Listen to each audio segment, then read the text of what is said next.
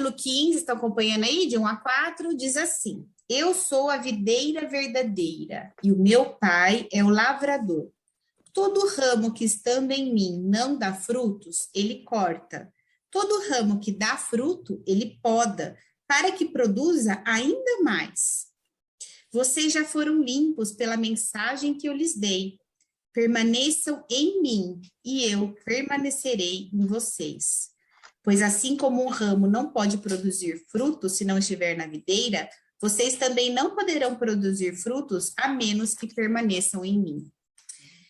Vocês aí do online, eu não tô sabendo, não sei por que eu não tô conseguindo mutar vocês. Se vocês puderem mutar, acho que é só a Zita e a Neuza, para não ficar dando som aqui, tá bom? Por favor. Eu tô ouvindo já. Isso. Pronto, mutei elas. Eu te mutei, Zita, só para não ficar entrando som na gravação, tá bom? Então, vamos lá. Quando ele fala sobre a videira, Jesus falava muito eu sou, né? Então, ele falava, eu sou o pão da vida, eu sou a luz do mundo, eu sou a porta, eu sou o bom pastor, eu sou a ressurreição e a vida, o caminho, a verdade e a vida, e ele fala, eu sou a videira verdadeira. Aqui nesse pedacinho, ele fala principalmente de dois relacionamentos, do crente, né, aquele que crê, nós, né, com Jesus, e nós, né, com os outros crentes, tá? Então, ele fala, com Jesus, ele fala o permanecer. Desculpa, gente. E o permanecer, a palavra principal aqui, qual que é a ênfase principal? É a união com Jesus. E o crente com os crentes, a palavra é amor, e qual que é a ênfase? A comunhão, que é isso que a gente está tendo aqui, tá? Então, esses dois relacionamentos, ele enfatiza bastante nesses dois versículos, nesses 4 versículos. Deixa eu pôr um silencioso aqui. Então, ele fala assim, a videira, né, todo mundo sabe que a videira é aquele que produz uva, né? O ramo, quando ele fala o ramo, somos nós, que são aqueles galinhos que saem dessa videira. O agricultor que ele fala, em algumas versões ele fala viticultor, outras vezes fala, acho que produtor, e nesse ele fala o agricultor. É o próprio Deus. E os frutos são as virtudes espirituais que a gente vai ver aqui. E nessas ilustrações, né, Jesus ele falava muito em parábolas também, ele fazia muita analogia, porque isso faz com que a gente consiga conciliar no nosso pensamento alguns ensinamentos, né? Eu gosto muito de dar exemplo também, às vezes, de alguma coisa, porque o que a gente tem dentro é como se fosse uma laranja que aperta e sai o caldo. Eu acho que todo exemplo, ele ajuda a gente a abrir o nosso entendimento, né? A gente consegue olhar por outros ângulos. Então, ele fala do pastor e das ovelhas, né? Sempre Jesus com a gente. Então, ele fala do pastor e das ovelhas, ele fala da cabeça e do corpo, né? Jesus é a cabeça e nós somos o corpo. Ele fala do noivo e da noiva, então ele é o noivo, nós somos a noiva, a igreja é a noiva. E ele fala do fundamento e do edifício, então ele é o fundamento e nós somos o edifício. E ele fala da videira e dos ramos, então ele é a videira e nós somos ramos. Todos eles, nós estamos interligados com ele. Esse permanecer é uma intimidade com ele, né? Ser íntimo, permanecer é ser íntimo. Então, é uma união, né? Assim, dos exemplos que ele dá, é uma união orgânica, vital e profunda, né? Porque não tem como falar de uma intimidade maior do que um ramo que está pegando a seiva da própria flor, né? Da cabeça e o corpo. É uma ligação totalmente, né? Não tem como separar. É isso que ele quer mostrar pra gente, né? Que não é para separar, faz parte, se tirar a cabeça. Acho que a lagartixa é a única que não morre, tira a cabeça, eu acho que morre, o rato. Né? Então, assim, ele vital, orgânica e profunda. Então, esse tipo de metáfora, ela vai enriquecendo o nosso entendimento. E quando, lá no Antigo Testamento, já se falava em videira, e era o povo de Israel. Então, Israel era apresentado como a videira, era a vinha do Senhor. E Deus plantou e a cercou de cuidados, só que também ela produziu uvas bravas, que eram o quê? Uvas que não, né, podres, uvas que não tinham, né, ela não chegava a frutificar. Israel foi um povo que foi em desobediência, mostra muito isso, né? que ele tinha que disciplinar, porque ele tinha que escolher um povo que pudesse dizer, olha, esse povo reconhece quem é o único Deus. Se esse povo estava em desobediência, Deus é justo, não tem como ele ir contra aquilo que ele mesmo colocou. Então, era um povo que acabava sofrendo as consequências, né? Deus, ele é misericordioso, ele perdoa o pecado, mas as consequências desse pecado é como a gente plantar e não colher, não tem como, a gente acaba colhendo, né? Então, aí ele fala, então aí Jesus veio para dizer, agora eu sou a videira verdadeira. Os ramos somos nós. Então, sozinho, um ramo, ele é insignificante, ele é frágil, ele é infrutífero. Se eu arrancar um raminho, ele não serve para nada, não ser jogado fora e né, no fogo para ser queimado. Então, o ramo ele não é capaz de gerar vida própria. A vida ela vem da videira. Isso nos ensina que, de igual forma, a nossa união ela é tão vital com Jesus que a única forma de produzir frutos é quando a gente permanece em Jesus. E o agricultor é Deus. O trabalho do agricultor é cuidar da videira, a fim do quê? De produzir frutos. Então, para isso, ele levanta, né? Até pedi para a Ana deixar aqui essa florzinha. Vocês estão vendo aí também do online, né? Está vendo que está amarradinha aqui? Porque ela precisa de sustentação, né? Então, sem a sustentação, qual que é a tendência? Ela ser fraca e ela não conseguir ficar firme. Então, é amarra. Esse amarrado aqui é Deus cuidando para que a gente esteja ligado em Jesus. A gente precisa desse cuidado, né? Então, ele cuida da gente de diferentes formas. Ele poda a gente de duas diferentes formas. Ele limpa, removendo os galhinhos que estão atrapalhando o nosso crescimento, e ele remove os ramos secos que não têm vida, porque esses ramos vão atrapalhar o crescimento frutífero da planta. Então, a poda, ela é um cuidado do Senhor, ela é necessária. Não é porque a gente está em Cristo e a gente está frutificando, que ele também não vai precisar ir nos aparando. E é muito importante, a gente tem que pedir, Senhor, me poda na onde eu estou impedindo o meu crescimento. Porque sem querer a gente vai juntando folhas, poeira, sujeira, e isso impede a passagem da luz. Por isso que a videira, ela precisa ser podada, tá? Então, a gente tem que entender que tudo tem um propósito. O propósito da videira é produzir fruto. Tem árvore que ela é ornamental, ela serve só pela beleza dela, né? Tem árvore que ela faz sombra, tem árvore que ela nos dá madeira. A videira, ela não tem outro propósito que não seja produzir frutos. Jesus, quando ele estava indo, né, no caminho, em algum caminho aí, ele parou numa figueira e ele queria comer. E a figueira só tinha folhas. E ele olhou para ela e secou ela, nunca mais ela deu. Por quê? Porque ele não quer folhas, ele quer frutos. Ele não se contenta com aparência, ele quer frutos. Então, quando a gente só dá folhas, né, a gente não está agradando ao Senhor, porque para que é o nosso propósito de vida? É encher o mundo de glória. E a gente só consegue mostrar, refletir a glória de Deus se a gente está, né, no centro da vontade dele, frutificando para ele. Então, o único propósito da videira é produzir frutos, e esses frutos são as virtudes espirituais. É tudo que está em concordância com a palavra de Deus, trazendo glória para o teu nome, né? Então, às vezes, minha vida é cheia de frutos. Quais são os frutos? Porque eu estou ganhando dinheiro, estou produzindo. Tá, mas e para o reino? O que está produzindo para o reino? Então, não é o propósito. E eu estou fazendo uma série de devocionais a respeito do propósito de vida. Estou aprendendo muito, porque fala que quando a gente não tem um propósito de Deus, a gente nunca consegue saciar aquela por que eu estou aqui? Aquela coisa, né? Mas para que eu vivo? Então, a gente às vezes corre atrás de propósitos que não são de Deus e a gente perde a vitalidade, porque começa a ficar tudo sem sentido.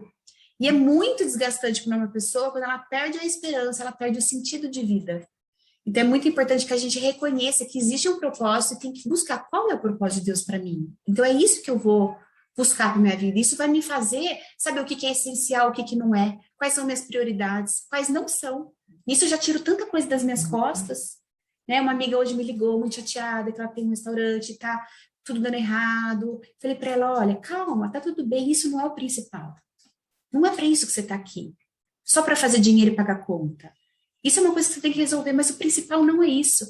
E graças a Deus que Deus fala para nós, buscai primeiro o reino dos céus, e tudo lhe será acrescentado. Então, ele deixou a gente gastar tempo nosso buscando a ele. E ele vai, quando a gente coloca Deus em primeiro lugar, todas as outras coisas tomam sua proporção certa. Tudo encaixa, né? E ele prometeu, ele falou, buscai primeiro, que os demais eu lhe acrescentarei. Ele dá aos seus amados enquanto dormem. E a gente fica buscando, ter. A gente tem que buscar ser, né? Então, o Pai trabalha na vida dos seus discípulos que permanecem em Cristo, a fim de que produzam muitos frutos. Deus, como viticultor, espera frutos de nós. Então, nós estamos aqui para produzir frutos para Deus e dar glória ao seu nome através de uma vida frutífera. Então, aí assim, ó, logo no versículo 2, fala que aquele que não dá fruto, ele corta, certo?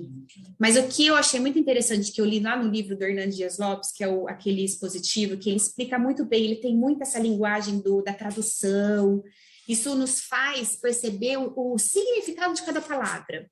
Aqui no versículo 2, quando ele diz que corta, não é necessariamente já joga fora. Isso só vai ser no versículo 6, que diz que se não permanecer mesmo em Jesus, aí sim não tem jeito. Mas esse 2 aqui, a palavra traduzida dele é airo, A-I-R-O. E significa levantar, né?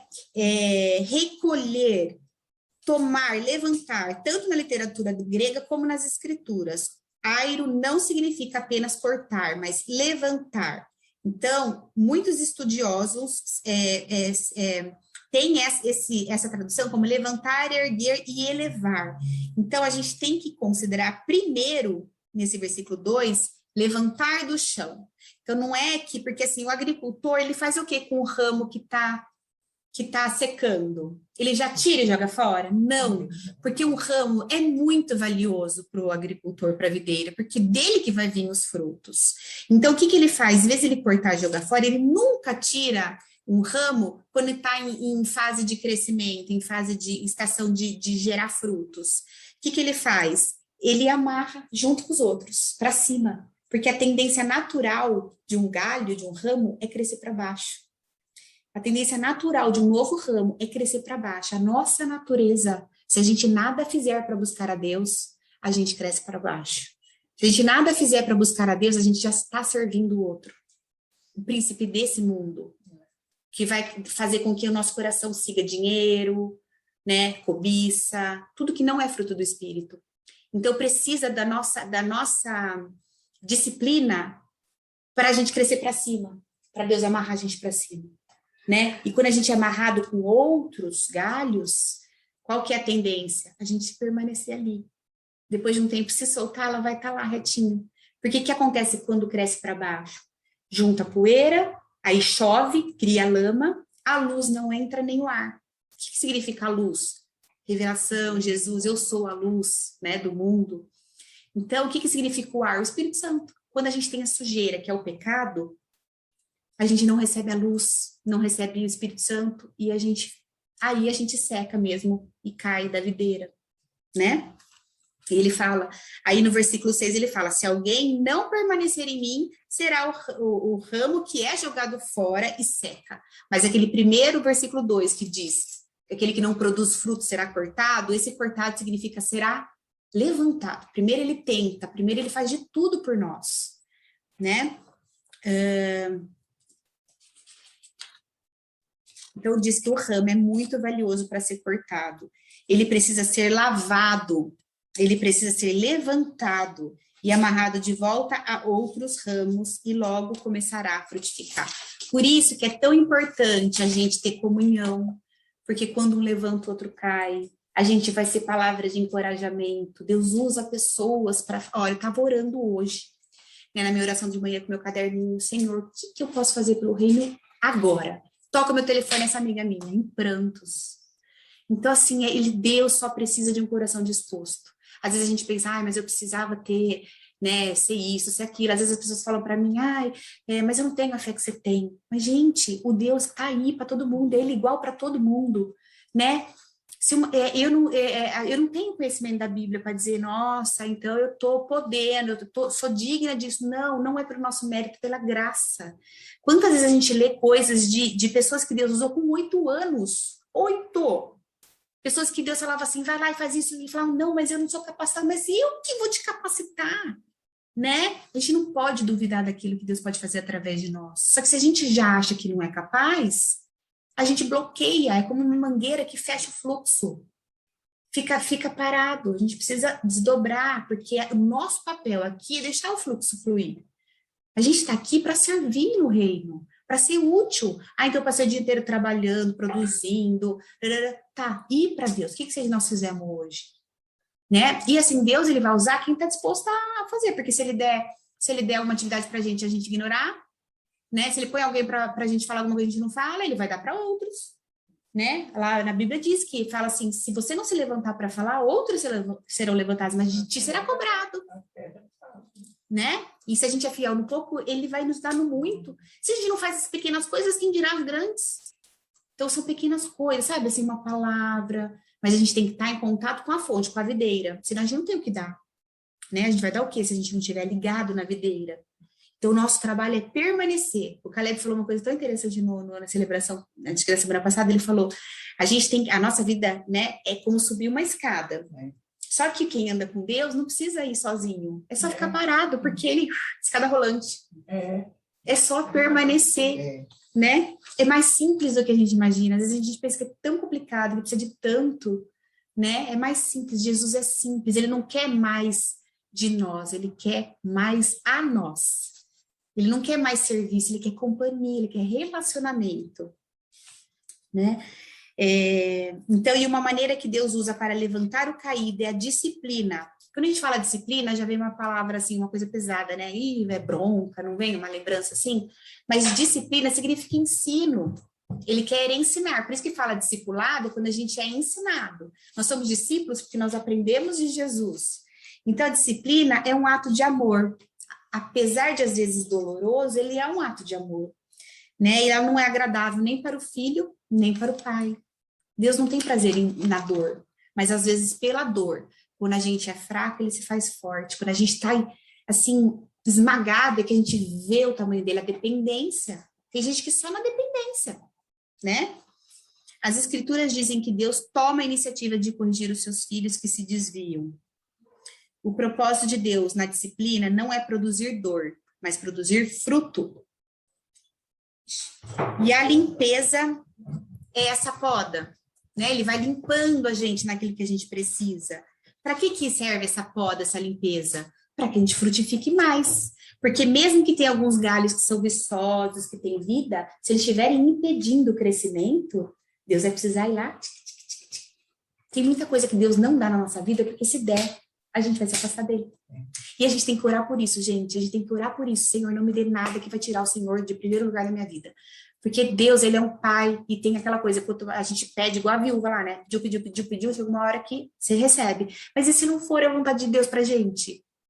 Então, a gente não pode ter essa audácia de pedir qualquer coisa sem que depois a gente fale, e seja feita a tua vontade. Porque a Bíblia diz que a gente tem que apresentar as nossas petições. Um pai quer saber o que o filho quer.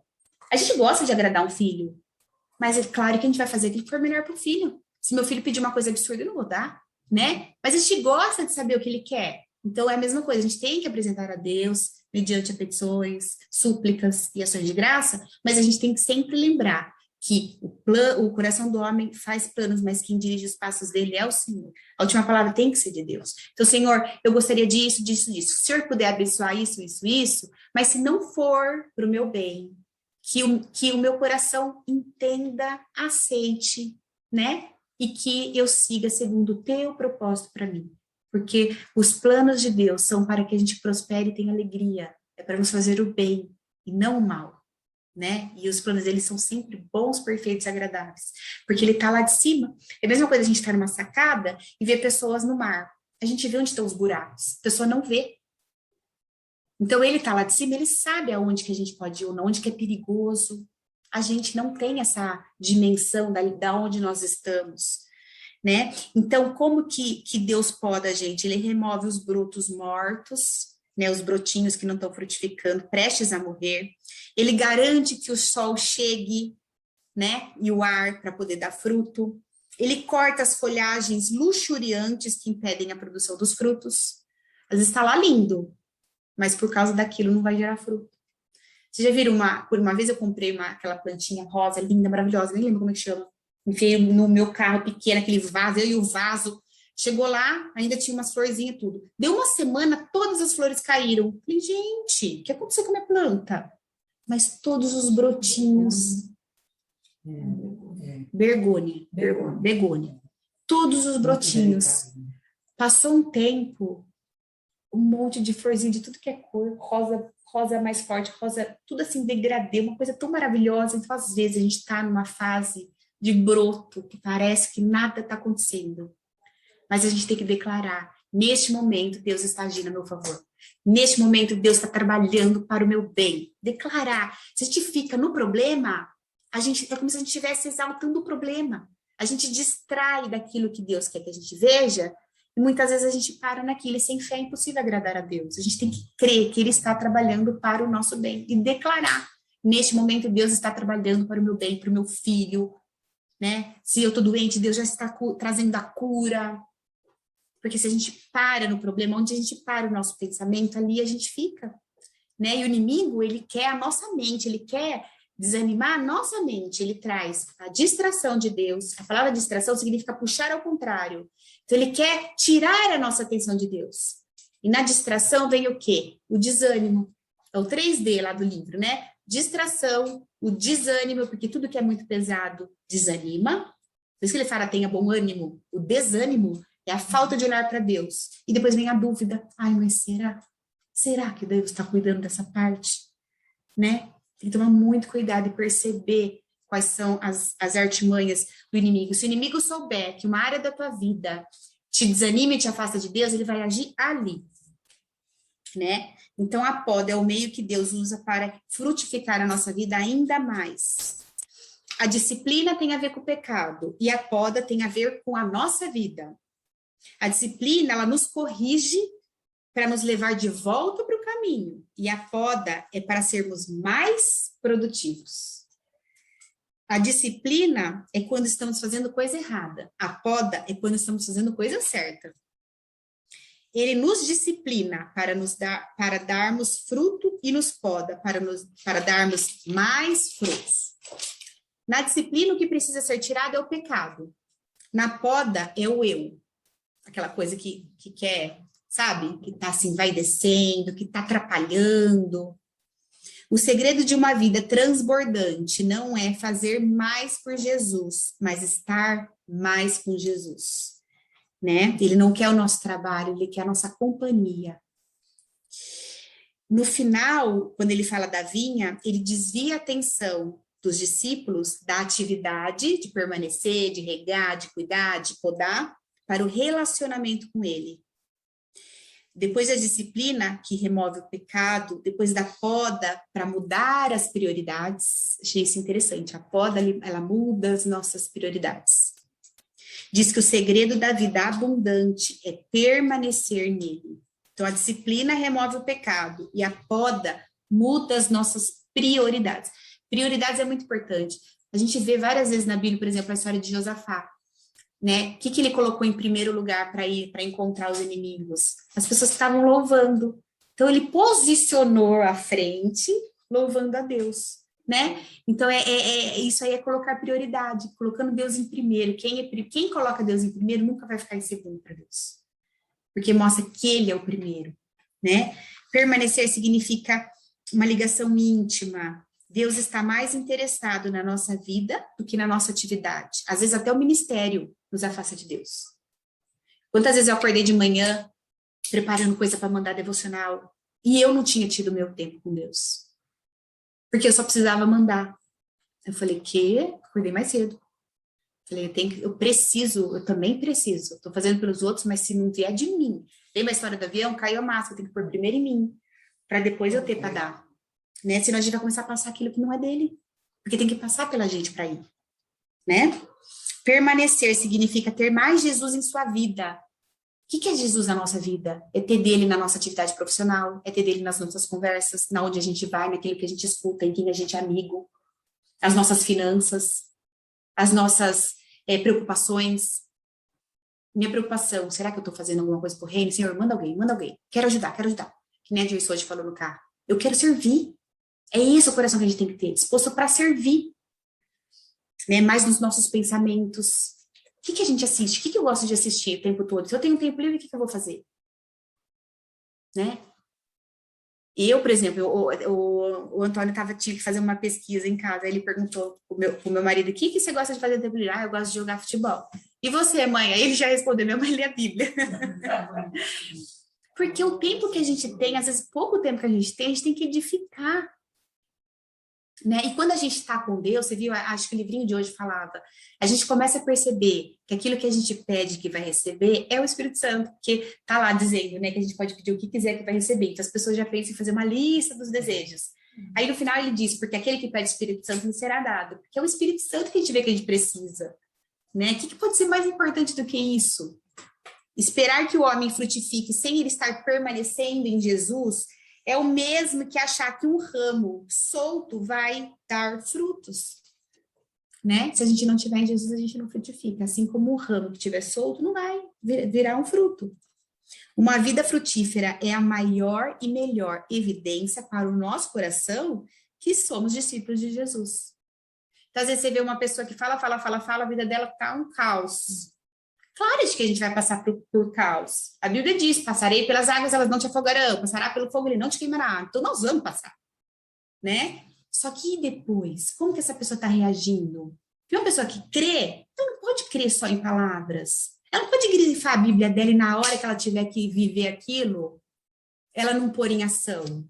Porque a gente não é o que a gente fala, a gente não é o que a gente pensa, a gente não é o que a gente sente, a gente é o que a gente faz. Né? Então, você quer ver se uma pessoa está andando com Deus? Dá uma olhada na vida dela. Vai ter um monte de pepino? Vai, mas ela vai passar diferente, ela vai passar com coragem. E o dia que ela não tiver coragem, o irmão da fé vai dar, porque a gente vai passar por dias também de desânimo. Todo mundo na Bíblia teve. Deus usou todo tipo de gente para mostrar, para a gente se identificar. Todos tiveram medo, todos tiveram desânimo, né? Mas é normal. A gente só não pode deixar que eles dominem a nossa vida. Jesus disse que se conhece uma árvore pelo fruto. Permanecer em Cristo leva consigo a promessa da oração respondida. A oração eficaz é fruto de um relacionamento profundo com Jesus. É quando as suas palavras determinam todo o nosso comportamento, né? As palavras de Deus vão determinar, porque, por exemplo, estou fazendo uma coisa, eu tenho que pensar, isso está de acordo com a palavra de Deus? Né? A Ana, se lembra que a Ana, você falava pra gente, Jesus faria isso? A gente pode se perguntar. Jesus faria isso quando eu estou com dúvida de alguma coisa? Quando a gente está com muita dúvida de decidir alguma coisa, a gente tem que pergunta para o Espírito Santo, porque Deus não é um Deus de confusão, ele é um Deus de ordem, ele vai responder, né? Então, a gente tem que lembrar o seguinte, que a palavra de Deus, ela tem que transformar as nossas práticas, tem que formatar todo o nosso modo de pensar, de agir, de reagir, né? Tem que formatar. Se não servir para transformar, está servindo para quê? Se obedecermos aos meus mandamentos, permanecereis no meu amor. A obediência, ela anda junto com a fé. Fé não existe sem obediência, obediência não existe sem a fé. A desobediência cria uma quebra de relacionamento com Deus. Você pode sentir emoção no culto de domingo, no PG, mas se chegar amanhã, ou saindo daqui, seu coração já não estiver com o Senhor, você vai ter dificuldade no permanecer.